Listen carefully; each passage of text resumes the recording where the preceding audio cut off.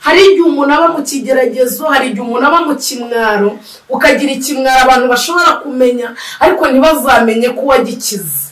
Turashima Imana ko iyo ari Imana igutabaye igukuraho ikimwaro, ikakuvana mu kimwaro, ndetse igakora n'ikintu gituma abantu bamenya ko ikimwaro cyakuvuyeho. Hari ubuzima urimo cyangwa uhagazemo wumva Yesu atagusangamo, ariko ndagira ngo nkubwire ngo Yesu nta wundi yaziye we munyabyaha, yaziye we wihebye, yaziye umwe baciriyeho iteka, yaziye umwe wumva ko bitagishoboka.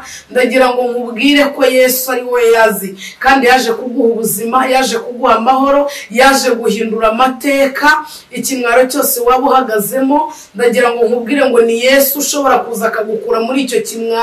Hari ikimwaro umuntu abamo amafaranga atamukuramo, hari ikimwaro kigera ku muntu ubushobozi bukaba ntacyo bwagufasha, hari ikimwaro kigera ku muntu inshuti zikaba ntacyo zagufasha, hari ikimwaro kikuzaho umuryango ukaba utagufasha. Ariko ndagira ngo uyu munsi utumbire Yesu, umubwire ngo ndakeneye kuhindura amateka. Hari ibyo abantu bakuziho, hari iminsi ishize wabayemo, ndetse hari n'abahagaze muri icyo gihe, ariko ndagira ngo uyu munsi uze gutumbira Yesu, wizere Yesu akuraho ikimwaro, kandi yamaze kudukuriraho ikimwaro ntabwo adusiga gutyo, akora n'ikintu gituma abantu bamenya ko ikimwaro cyatuvuyeho. Uyu munsi rero wizere, hanyuma numara kwizera ubone igitangaza, ikimwaro kiraza kukuvaho mu izina rya Yesu. Yesu ashimwe. Nifuje kuganira namwe ijambo ry'Imana uyu munsi.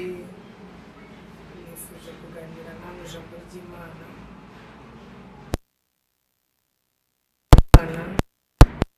Imana yabanye natwe, ubundi tuganira ijambo ry'Imana. Data twese mwiza, turagushimiye kubanye natwe ukaturinda, warinze bene data bankurikiye, ndetse urinda n'abazakurikira iri jambo ry'Imana. Izina ryawe nirihabwe icyubahiro. Ndisengeye kugira ngo ubane nanjye, kandi ndaritse umwuka wera w'Imana kugira ngo akorane nanjye imirimo ndetse n'iby'ubutwari. Ijambo tugiye kuganira rizafashe benshi, kandi gukiranuka rizahindurire benshi kumenya Yesu, kandi iri jambo rizera imbuto. Mwami, tuzabona umusaruro. Tubigusabye twizeye mu izina rya Yesu. Reka nanjye mfite ubwoba bibisibe siko ndi gusenga nk'utazi gusenga. Tangira nta kibazo nzabika. Ibyo bigo bikuyemo. Yesu ashimwe. Tugiye kuganira ijambo ry'Imana muri iki gitondo. Nifuje ko tuganira, ndetse tugiye kujya tuganira ijambo ry'Imana kuri Mugeni TV, ko Imana izajya ibinshoboza. Tugiye kujya dukurikira kuri isheni ya Mugeni TV n'iyanjye. Nashatse ko nzajya nyuzaho ijambo ry'Imana ndetse n'amasengesho, tugafatanya gusenga Imana. Reka ntangire nsenga Imana, nshima Imana ko yabarinze ndetse nanjye ikandinda, ubundi tuganira ijambo ry'Imana. Turagushimye ko wabanye natwe, ndetse wabanye natwe ubana n'abankurikiye, ndetse nanjye ubwanjye urandinda. Izina ryawe nirihabwe icyubahiro. Dusengeye imitima igiye gutega amatwi yumva ijambo ryawe, kugira ngo uze kuyiha kumva ndetse no kumvira. Iri jambo rize kugira aho ridukura mu buryo bw'umubiri n'ubw'umwuka, rigire n'aho ridushyira. Ijambo ryawe ryo rirasengeye, ahubwo dusabye kwizera kugira ngo tuze kubona imbaraga z'Imana binyuze muri iri jambo. Nanjye ndasenze kugira ngo umwuka wera aze kubana nanjye. Tubisabye mu izina rya Data wa twese n'iry'Umwana n'Umwuka wera. Amen. Yesu ashimwe bene data. Nishimiye kubana namwe ndetse no kujya mbana namwe abankurikiye. Tugiye gutangira tuganira ku ijambo ry'Imana riboneka mu gitabo cya Luka. Turasoma ibice 8, dusoma umurongo wa 43. Luka ibice 8, turasoma umurongo wa 43. Dusome mu izina rya Yesu. Haravuze ngo haza umugore uri umugongo wari ubimaranye imyaka 12 kandi wari warahaye abavuzi ibintu bye byose, nyamara ntihagira n'umwe ubasha kumuvura.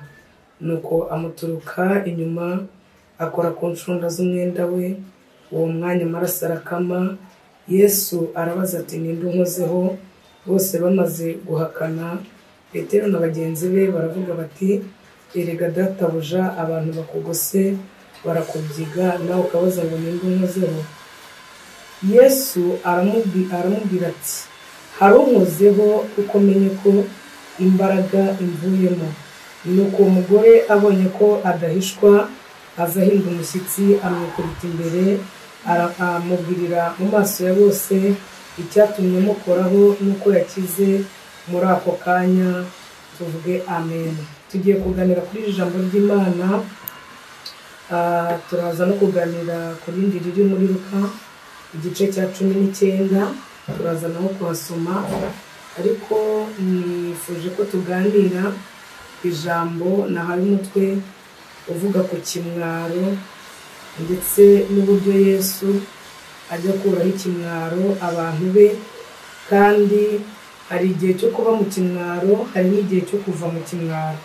Ijambo ry'Imana dusomye bitubwiye uburyo uyu mugore yari amaze imyaka 12 ava ndetse ngari umugongo, yari yarahaye abantu, yari yaragiye mu bavuzi, yari yaragiye mu baganga, yari yarahamagaye amaboko akomeye, ndetse ijambo ry'Imana riratubwiye ngo ibintu bigereye ubwo bimushiraho. Bisobanuye ko yari umutunzi, yari umuntu ufite ibintu.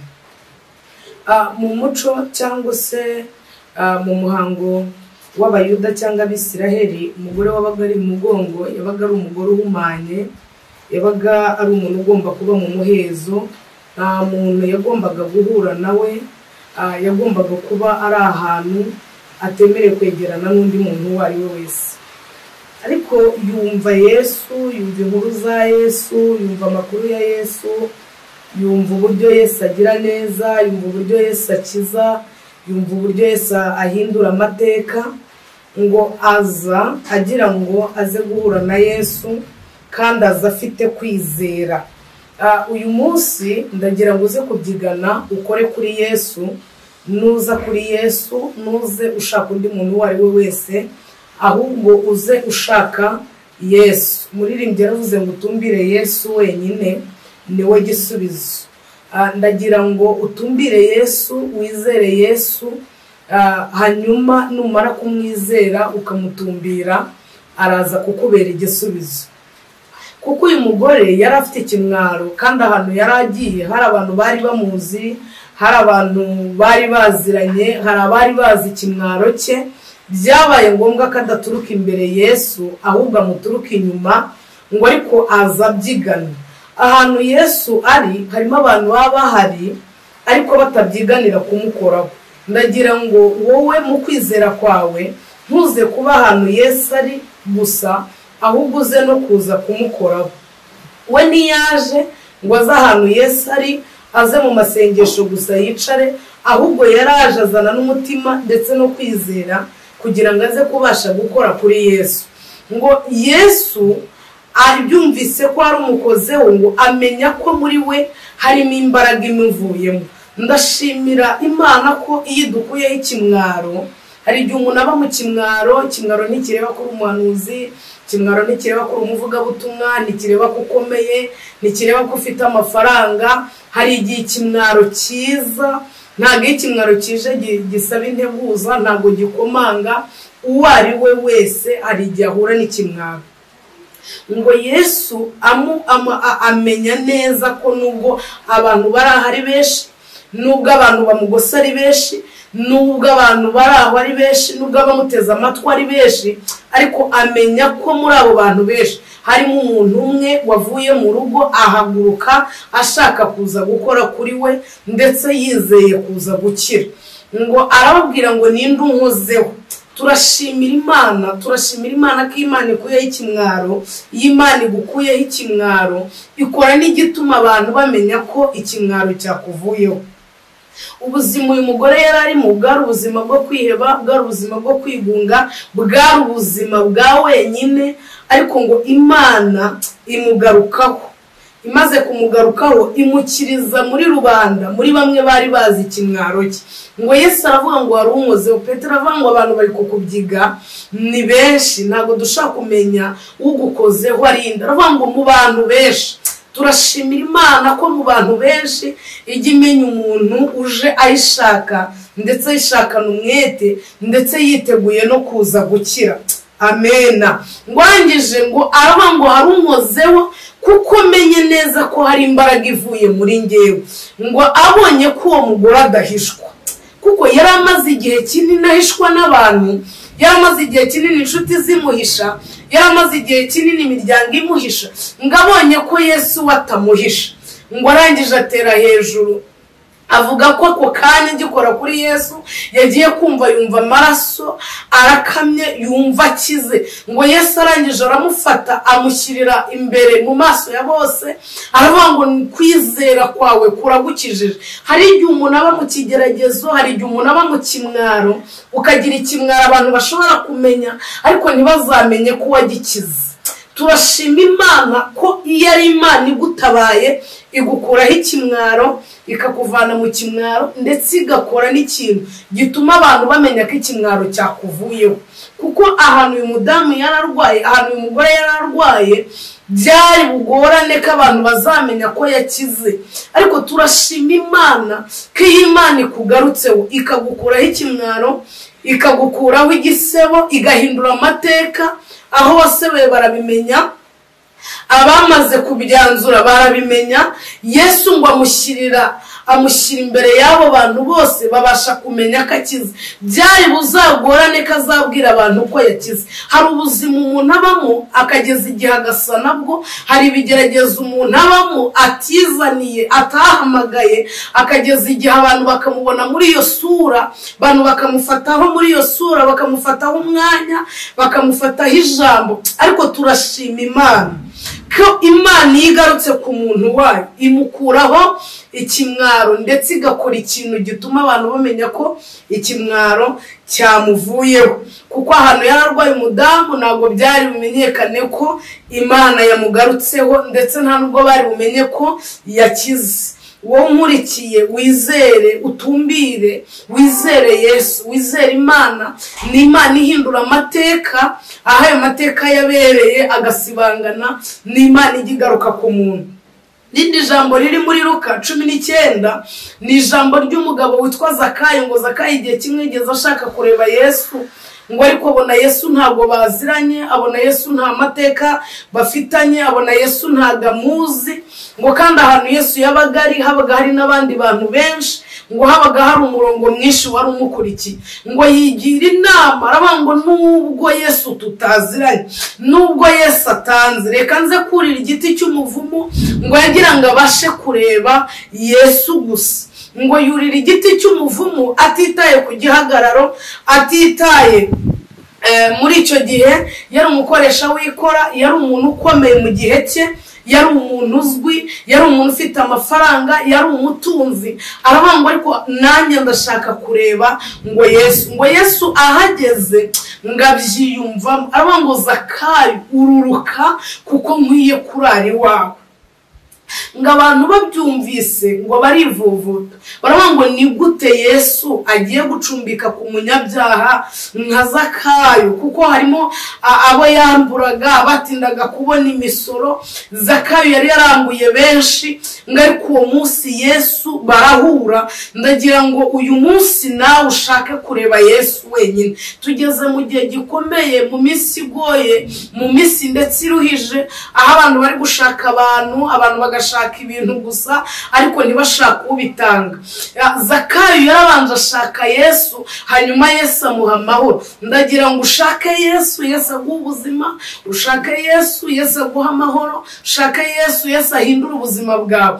Ngo abantu babibonye barivuvuta baravuga ngo agiye gucumbika ku munyabyaha. Ngo ariko kuko Yesu yarabwiye Zakayo ngo uyu munsi nkuye kurari wawe, kandi Yesu yo yaje hari ubuzima guhindurira. Yesu yo yaje hari amateka akuraho. Yesu yo yaje hari ibyarema bikaremeka. Ngo arangije nawe yibutse uburyo ameze, yibutse ibyaha bye, yibutse uburyo yambura abantu, yibutse uburiganya bwe, ngo atera hejuru avuga ngo uwo nambuye wese ndamuriha kane. Ngo ariko abantu bari bamaze gusakuza. Hari ubuzima urimo cyangwa uhagazemo wumva Yesu atagusangamo, ariko ndagira ngo nkubwire ngo Yesu nta wundi yaziye. Yaziye we munyabyaha, yaziye we wihebye, yaziye umwe baciriyeho iteka, yaziye umwe wumva ko bitagishoboka. Ndagira ngo nkubwire ko Yesu ari we yazi, kandi yaje kuguha ubuzima, yaje kuguha amahoro, yaje guhindura amateka. Ikimwaro cyose waba uhagazemo, ndagira ngo nkubwire ngo ni Yesu ushobora kuza akagukura muri icyo kimwaro. Hari ikimwaro umuntu abamo amafaranga atamukuramo, hari ikimwaro kigera ku muntu ubushobozi bukaba ntacyo bwagufasha, hari ikimwaro kigera ku muntu inshuti zikaba ntacyo zagufasha, hari ikimwaro kikuzaho umuryango ukaba utagufasha. Ariko ndagira ngo uyu munsi utumbire Yesu, umubwire ngo ndakeneye kuhindura amateka. Hari ibyo abantu bakuziho, hari iminsi ishize wabayemo, ndetse hari n'abahagaze muri icyo gihe. Ariko ndagira ngo uyu munsi uze gutumbira Yesu, utumbire Yesu uvuge ngo ndagukeneye. Nuba uri mu rusengero, niba uri mu mwanya wo gusenga, ntutumbire, ntugire ibindi bintu utumbire, ushyire imbere y'Imana. Vuga ngo ndashaka gukora kuri Yesu, kandi uvuga ngo ni njyewe wa wundi, wemere uri we. Zakayo yemeye uwo ari we, ntabwo Yesu bari baziranye, ariko ngo agira icyo yakora, yigwa mu icyo cyubahiro cye n'ayo mafaranga. Uwo mwanya yurira igiti cy'umuvumu. Ngo Yesu nawe abibonye, ngo ahageze abyiyumvamo ko hari umuntu umukeneye. Haleluya! Turashima Imana. Imana igeza mu buzima bwacu igahindura amateka. Dusubije amaso inyuma niko umuririmbyi yavuze, tuyiramburiye amaboko. Hari iminsi twabayemo tuba mu bimwaro, ndetse hari n'ababikibihagazemo, kandi buri muntu wese agira ikimwaro cye. Ikimwaro cyawe ntabwo gisa n'icyundi, kandi ikimwaro gishobora kuza usenga, ikimwaro gishobora kuza uhanura, ikimwaro gishobora kuza ukora, ikimwaro gishobora kuza ntabwo utakoze, ikimwaro gishobora kuza wakijijwe. Ikimwaro kirinjira, kuko ngo mu bigeragezo no mu makuba niho Uwiteka ajya apimira. Kuba twageragejwe, kuba twahuye n'ibyago n'amakuba, ntabwo bisobanura ko gukiranuka tutakiri gukiranuka. Ahubwo ijambo ry'Imana rivuga ngo hahirwa umuntu wihanganira ibimugerageza, kuko namara kwemerwa aribwo azambikwa ikamba ry'ubugingo. Nari nkubwiye ngo rero ushake Yesu, wegere Yesu, ubane na Yesu. Yesu atanga amahoro, kandi ikintu mukundira ni uko yaje ku buzima bw'umuntu akora ikimenyetso, akora igitangaza, arema igitangaza, arema amashimwe, arema umuhamya kuri ba bandi bumvaga ko bitagishoboka. Kuri we wumvaga ko bitagishoboka, ku kimwaro cyose wari uhagazemo, Yesu ajya ahindura ubuzima, Yesu ahindura amateka, Yesu ajya birema ndetse bikaremeka. Nagira ngo nkubwire ngo wizere Yesu, utumbire Yesu wenyine. Bantu dutumbiriye ibintu, bantu dutumbiriye amasezerano gusa, bantu dutumbiriye nzayimana gusa, ariko tumbira Yesu wenyine. Numara gutumbira Yesu wenyine, araza kukubera igisubizo, kandi namara kukubera igisubizo araza gukora ikintu gituma abantu bamenya ko ikimwaro cyakuvuyeho. Kuko Yesu iyo yahageze ajya atanga itangazo, abantu bagahindura amagambo, abantu bagahindura amateka yawe, ndetse babandi bagizemo uruhare rwo gukaza ikigeragezo n'Imana ikoresha, nanone bamamaza amashimwe n'imirimo n'ibitangaza Imana yakoze. Tugiye gusenga Imana. Ushobora kuba uri mu buzima bw'ikimwaro, ushobora gukora ugasonza, ni ikimwaro. Ushobora kuba mu buzima bwo kubura urubyaro utarabigizemo uruhare, icyo nacyo ni ikimwaro. ushobora kuba mu buzima buri muntu wese abona nta kintu uzimarira ubwo ubuzima uhagazemo, icyo nacyo ni ikimwaro. Ushobora kuba mu kazi kagakora ariko ukabona nta hantu kakugeza, abantu bakagufataho ijambo, icyo nacyo ni ikimwaro. Ushobora kuba mu burwayi utigeze ugiramo uruhare, utahamagaye ukazahazwa n'ubuzima, icyo nacyo ni ikimwaro. Ushobora no kugira abantu nabo ubwabo bakagushyira mu kimwaro. Ushobora guhagarara mu buzima bw'uruvugo, ushobora guhagarara mu buzima bwo kutemerwa, ushobora guhagarara mu buzima bwo gushidikanywaho, ushobora kuba mu buzima bwo guhora uhomba, icyo nacyo ni ikimwaro n'ubuzima bw'ibyaha kandi warananiwe kubireka. Yesu niwe wenyine ubasha gutanga imbaraga. Ijambo rivuga ngo dushobozwa byose na Kristo duha imbaraga. Ngiye gusengana n'abo bantu kandi ndagira ngo uyu munsi ugire ibyiringiro, ugire kwizera, nubwo kurira kwabaho, nubwo amaganya yabaho, nubwo ubuzima bwagusharirira, nubwo ubuzima bukomeye, ariko hari Yesu ujya ugaruka kube, ugira ikintu wibutsa Imana. Kandi muri ubwo buzima uhagazemo bw'ikimwaro ntiwumve ko byakurangiranye, ntiwumve ko Imana yakuretse. Muririmbyi niwe wavuze ngo ishobora kukugerageza kandi nakwemera. Tugiye gusengana n'abo bantu bari mu buzima bw'ikimwaro, bahagaze mu buzima bw'ikimwaro, bahagaze mu buzima bumva batavamo, bahagaze mu buzima bumva byamaze kurangira, ubuzima wabushyizeho iherezo, ubuzima amaze kubwanzura uko buzaba. Ariko nagira ngo nkubwire ngo wizere, Yesu akuraho ikimwaro, kandi yamaze kudukuriraho ikimwaro ntabwo adusiga gutyo. Akora n'ikintu gituma abantu bamenya ko ikimwaro cyatuvuyeho. Uyu munsi rero wizere, hanyuma numara kwizera ubone igitangaza, ikimwaro kiraza kukuvaho mu izina rya Yesu. Tugiye gusenga Imana. Data wa twese mwiza, dusengeye ubwoko bwawe, abana bawe bari bakurikiye iri jambo ry'Imana. Uyu mugore yabimaranye imyaka 12, yari yarahaye abaganga, ahereza abavuzi, yari yaritabaje abakomeye, yari yariyambaje amafaranga, ndetse yari yarashatse abajyanama, ntabwo atagize nk'umuntu, ariko ikimwaro ntiyagikira. Jambo riratubwiye ngo agere ubwo ibintu bimushiraho, ahagarara no mu kimwaro cy'ubukene, ariko yumva muri we haracyari ibyiringiro, yumva aracyafite kwizera, abyigana akora kuri Yesu. Ndagira ngo uyu munsi bwoko bwawe, abantu bankurikiye, babyigana bakora kuri Yesu. Hari abari baracitse intege, hari abari barasubiye inyuma, hari abumvaga ko bitazemera, hari ibyo twari twarashyinguye tukumva ko bidashoboka, tukumva ko utabikoraho.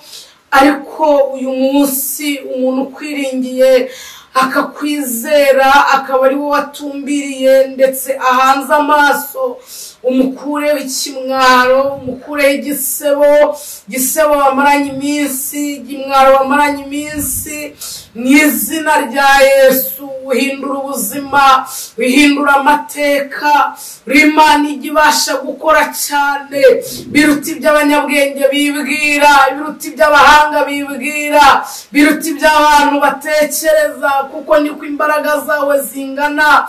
Muntu wizeye ndetse akaba yizereye muri iri jambo, nyuma y'imyaka 12 watabaye umugore, nyuma y'uko Zakayo yiyambuye icyuro no gukomera, akurira igiti cy'umuvumu, waramwiyeretse uramubwira ngo ukwiye kurari we, hanyuma kugiriraho umugisha, uhindura amateka.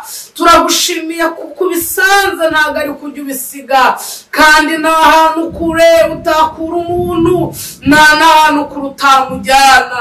Yagiriye neza Zakayo bataziranye, ni nako wagirira neza ubwoko bwawe bunkurikiye kandi bwizeye. Urakoze bana nabo, kandi ukwiringiye, ukwizeye, ufite muriho kukwizera, umuremera igitangaza, bize kumuhanirira nuko yizeye. Ni mu izina rya Yesu, amen.